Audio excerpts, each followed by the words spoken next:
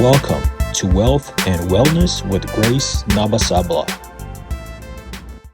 Hi guys, this is Grace. Welcome to Wealth and Wellness with Grace. And today I'm gonna share my recent subject to acquisition. Yay! So who's ready for this? So it's a long story. So I'll start with the story time. It wasn't easy, okay? And it happened so fast at the end, but this happened, say for example, I was in the middle of purchasing another property, and this took me a month. Project 2 months. Now that I'm thinking about it, close to 2 months. A friend of mine reached out to me and asked, Grace, would you be interested in purchasing this 7 bedroom and 7 bathroom? I thought about it. I was like, in Hammond, where I live, I don't know any 7 bedroom, 7 bathroom. That could be a good one. So I was interested right away. I went to see it. I liked it. I reached out to the seller who actually they had the contact for the seller. So I was like, great, contacts, great. I reached out. However, I had a few hesitations by the seller. They were taking all their time. Unbeknownst to me, the property was actually going through foreclosure. And yet, initially, when I looked up all the information about the property, I reached out to the seller and asked him, is there any lien on the property? Anything going on that I need to know? All that was no. Everything is under control. So I trusted that. And I even sent them my purchase agreement so that they could sign and I'll commit to actually going with the purchase. They did not want to sign it. So that should have been a red flag, but I'm always thinking, giving people a chance, maybe they're taking their time to look over their documents. And so I just stayed hopeful. So fast forward, I'm still working on my credit because I wanted to make sure I really go through the financing and just buy the property straight up. Going through my credit and trying to work on things, saving more money so I could have a good down payment, right? However, the day before, Wednesday, actually last 2 weeks ago, and Wednesday, I get foreclosure notices. So that night before I get a foreclosure notice, and it says this particular property, which I'm in the middle of purchasing, was going to foreclosure. So I really had less than 24 hours to secure funding. That Tuesday, I was reaching out to anybody I know who had some cash reserves, like let's make sure we reinstate the loan so I can take over the property and I'll just pay them back, right? It didn't work out. And what actually made it worse was the seller was not as cooperative, right? Because this was an older person purchased the property from. However, they were getting assistance from their kids. So their kids were not as cooperative, so they're taking their time. They're saying they have everything under control, and I didn't have any proof that they had everything under control. I literally just had to take their word for it. Because when I asked them, can you sign a power of attorney such that I can communicate with the lenders myself to find all this information out? They didn't want to do that. So that should have been a red flag number 2. But I still gave them a chance. So come Wednesday, I was like, God, if you want me to purchase this property, just make it happen. I'm doing my best, but it's not going through, and I'm like, it's out of here. Like, I'm giving up. But if you still want me to purchase it, just do your thing. And Wednesday, I didn't even look up any information. I didn't do nothing about that information. I had other things going on. So come Thursday, nothing. I didn't hear nothing from the sellers. I didn't hear nothing from the lenders. Nothing, right? Friday, I was like, you know what? That's done. Whatever happened with that property, it's done. I'm not going to move on with it, but I'm going to start looking into the property. So I say putting in contracts, putting in ready purchase agreements for other properties that same day.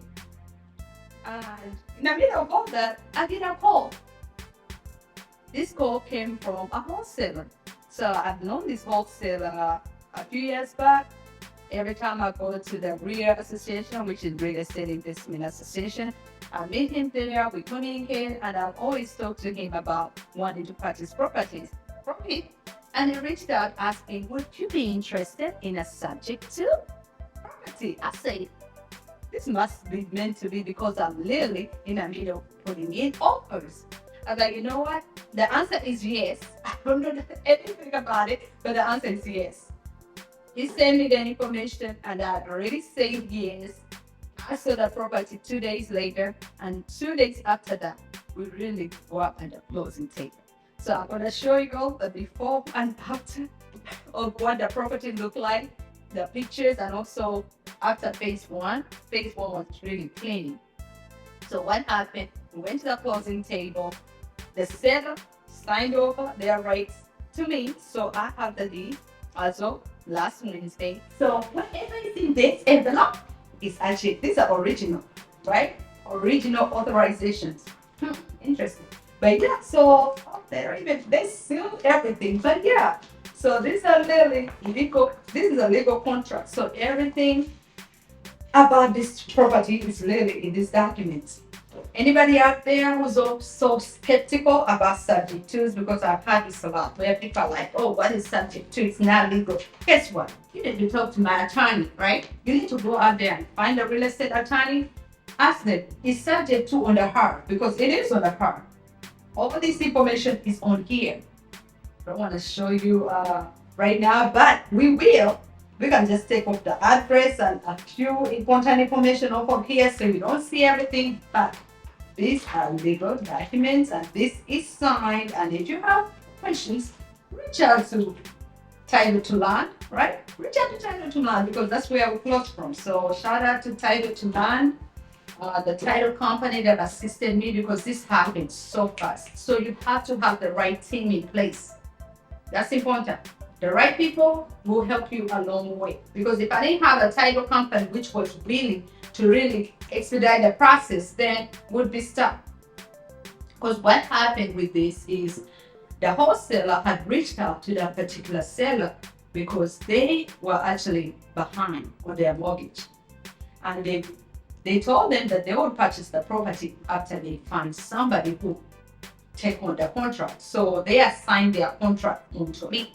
And that's how I was able to take on that property. I was able to reinstate the loan that same day before closing. So they had to make sure that loan was reinstated, and I had to come up with all the money that they were behind to take on their mortgage from there on out. So the best thing about this, do you know their interest is 2 point something? So I take on their interest rate, not the current interest. So that's the best thing about subject to. So whatever their interest is, and also whatever is in their escrow. Do you know that becomes mine because it's taking over the mortgage and all the terms of the mortgage? But I really like the fact that the seller was very cooperative because I like working with people who want to work with me. I don't like to work too hard, right? I work hard, but I don't like to force somebody to want to work with me. So that's why I was so grateful. I was like, God, you hired me. Because with contrast to my other seller who was taking their time, who seemed like I was forcing the sale. And now, you know, they're already reaching out, trying to get me to actually go through with the sale. And right now I'm like, I don't even know if I want it anymore. Because at some point you have to realize if somebody doesn't want to work with you, why would you want to work with them? So literally right now, I have a text from them today. I'm saying this must be God. God knew I was going to talk about this today. They literally text me this morning, Grace, can we talk? We talk to the lenders and they are open for you to actually purchase the property because when the property went to the auction steps, they were asking for so much money and nobody bid it on the property. So the lender took the property back. However, the seller had reached out to the lender saying, we have this person who wants to buy the property. Can we continue with it? And now I'm like, I don't even know if I want it. Because to me, it's even going to be cheaper to purchase it as an REO. And all these are big terms, but trust me, when you stick with this channel, you're going to understand what all that means. REO means real estate owner. So when the property goes to the foreclosure steps and nobody purchases it, the bank takes over that property and it becomes an REO, real estate owner. And then they put it on auction online. So when they put it on auction, that's where investors get to purchase it and bid on it. I can say $10,000. I can say 20, whatever I want to bid on that particular property. At this moment, this property is worth about 250. However, they have a loan of 220. Plus, we had to catch up on the back payments of about 80,000. So it's coming to 300,000 that I have to purchase it. And if I go with the REO, it's definitely going to be cheaper because the REO you're buying at a discount. So I'm going back and forth. I know I say keeping integrity, but they never kept their word. So sometimes it's hard for me to keep my word if somebody else is not keeping theirs. So I really have to go and talk to them about this and see if I really want to go through with this.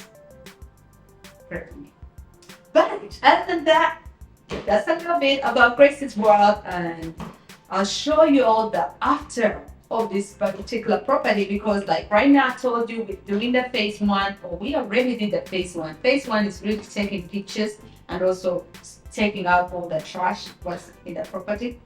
Phase two is when the contractor goes in there, paints, patches up walls, and does minor repairs.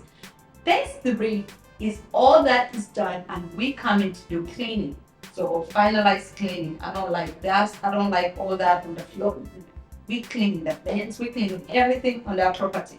Maintaining AC, cleaning up the filters, all the things that are necessary to prepare it to be rented. Phase four is when we go back and take pictures again and put it on the market for rent. Finally, phase five, we get a tenant and the tenant moves in to make it their home sweet home.